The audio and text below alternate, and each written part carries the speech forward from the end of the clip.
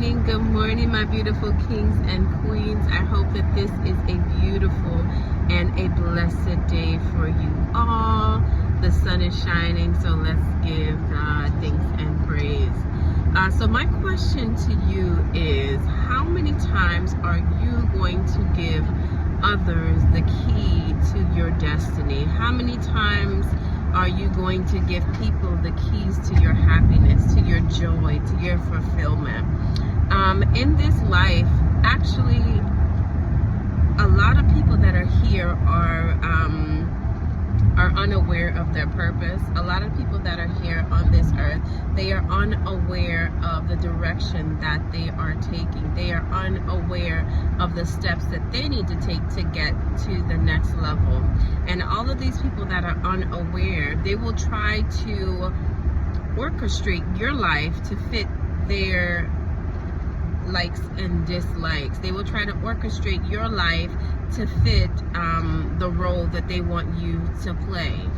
And I'm here to tell you that that is not okay. Like I said, a lot of people, they don't even know where they're going, but they want to tell you what to do. They want to tell you when to be happy. They want to tell you when to jump and how high.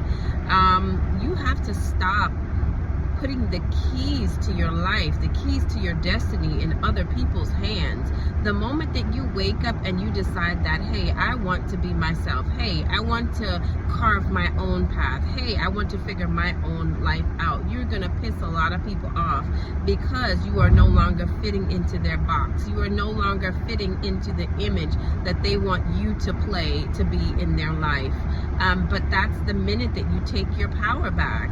As an anointed one, as a chosen one, you are born with a compass. You know what you need to do. You know your next steps that you need to take. And for a lot of people, that can be a bit upsetting because you're doing things outside of the box. You're doing things that the average human being would not do. You're making decisions that no one in your family makes. You're making decisions that none of your friends make because they are in a box, because they are boxed in, because they are trying to go with the societal norms, because they are trying to go with what normal, quote unquote, normal people do. So when you step out of these parameters, it can ruffle some feathers because you don't play with the rules. You go against the rules. You go against the grain. Being an anointed one, you are always going to go against the grain. And for people that wants to stick with the norms of society, the norms of life, that can be a little bit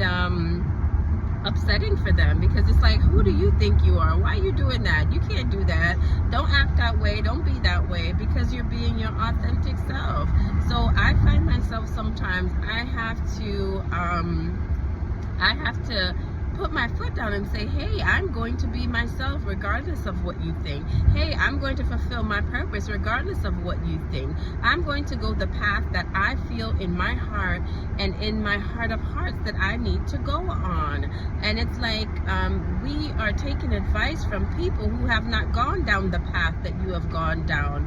You as an anointed one, you as a chosen child of God, you're called to be a trailblazer. And what that trailblazer does, that trailblazer goes forth and carves out that path. You are on a path that no one in your family, no one in your bloodline has gone down. So no one can't tell you how to go down that path because they haven't been called to go down the path. So be careful who you take advice from. Be careful who you take their blueprints to the life that you're supposed to live because God called you to be different. God calls you to be a trailblazer. You are supposed to do things that your family, your bloodline has never seen before. You are supposed to do things that your friend group has never seen before. You are supposed to do things that have never been done in this lifetime before. So you now need to tap into that inner strength, tap into that inner power, tap into that inner knowing.